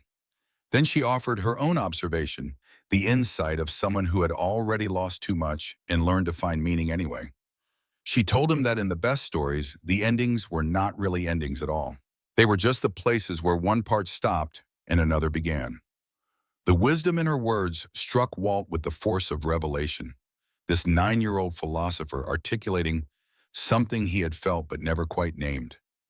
Their victory in court had not been an ending, but a beginning, the foundation for everything that followed. Sadie's death was not an ending, but a transition, her presence continuing in the family she had helped create. Even his own life, approaching whatever conclusion awaited, was not an ending, but a passage into whatever came next. He told Lily that she was right, that endings and beginnings were matters of perspective rather than absolute boundaries. He added that the stories worth telling were the ones that left room for more story, that the best conclusions opened doors rather than closing them. His voice caught on the final words, emotion threatening to overwhelm the articulation of something that felt profoundly true. The sunrise completed itself in shades of gold and pink that painters had tried for centuries to capture and never quite achieved. Walt and Lily sat together watching light reclaim the world from darkness. The old man and the child united by losses that had somehow become gains, by struggles that had transformed into purposes, by a journey that had begun with eviction and ended with belonging. From inside the shack came sounds of Eleanor preparing coffee, the morning ritual that had anchored their days through every crisis and celebration. Clara would arrive soon with fresh bread from her kitchen, and Frank Bradley might stop by to discuss the next phase of construction. The community that had formed around their struggle continued to grow, each addition strengthening the whole. Walt Brennan had spent 75 years building things that mattered, from bridges in a war zone to homes for families starting their lives, to cabinets and shelves, and all the small constructions that made daily existence more bearable. But the most important thing he had built was not made of wood or stone or any material that could be measured and cut. It was made of relationships and trust and the accumulated moments of choosing to care for people who needed caring for. The words that rose in him as the sun cleared the horizon were not planned or rehearsed, but emerged from somewhere deeper than conscious thought. He told Lily that building things worth building was not about the materials or the tools or even the skills developed over a lifetime of practice. It was about understanding that everything we create is really a gift to the future, a message to people we will never meet telling them that someone cared enough to do the work right. Lily nodded as though this made perfect sense, which perhaps to her it did. She had learned to build things alongside the man who had become her grandfather, had absorbed his principles through the patient instruction he had provided during his recovery. Her small hands were already developing the calluses that came from honest work, and her eyes had learned to see the potential hidden in materials that others might dismiss as worthless. The future stretched before them with possibilities that neither could fully imagine. More housing units would be constructed, more vulnerable people protected from the predations of those who saw elderly lives as assets to be exploited. Tommy might eventually find the courage to reconcile with grandparents whose existence he had been unable to face. Victor Crane might continue the transformation that had begun with a child's simple question about grandmothers. The world might become slightly better because an old man and an old woman had refused to accept that their lives no longer mattered. Or none of those things might happen. The future made no promises and kept none of the ones humans tried to extract from it. What mattered was not the outcomes, but the effort, not the victories, but the willingness to fight for things worth fighting for. Walt had learned this lesson across decades of building and losing and rebuilding, and he was still learning it now. Lily's voice interrupted his reflection with a question that returned them both to the practical present. She wanted to know what they were going to work on today, her tone carrying the eager anticipation of someone who had discovered that creation was more satisfying than anything the world had previously offered. Her hands were ready for tools, her mind ready for instruction, her heart ready for the ongoing project of building a life worth living. Walt smiled at the girl who had changed everything by finding a hidden drawer and believing that good people won in the end. He told her they were going to work on whatever needed working on, that the list of projects never ended because there was always more building to be done.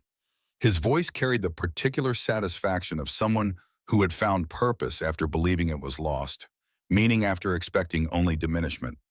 The sun had fully risen now, flooding Pine Ridge with light that made everything seem possible. Somewhere in the yellow house down the road, Clara was gathering supplies for another day of contributing to the community she had helped create. Somewhere in the housing units they had built, new residents were waking to the security of shelter that could not be taken away on the whim of developers who saw them as obstacles rather than people. And here, on the porch of a shack that had become a home, an old man and a young girl sat together, planning the work that would fill another day with meaning. They had lost much and gained more, had struggled through storms, both literal and figurative, had discovered that family was not just the people who shared your blood, but the people who chose to stand beside you when standing was hard. The story was not ending because stories never really ended. They simply reached places where one teller set down the thread and another picked it up, continuing the narrative in directions the original author could never have anticipated.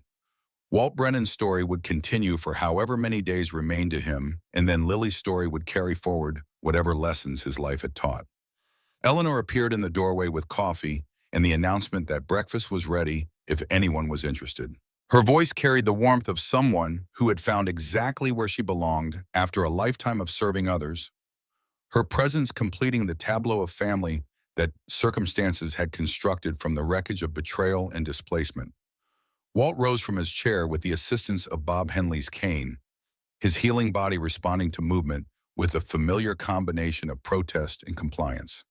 Lily took his free hand as they walked toward the door, her grip firm with the particular confidence of someone who had learned that holding on was often the most important thing a person could do.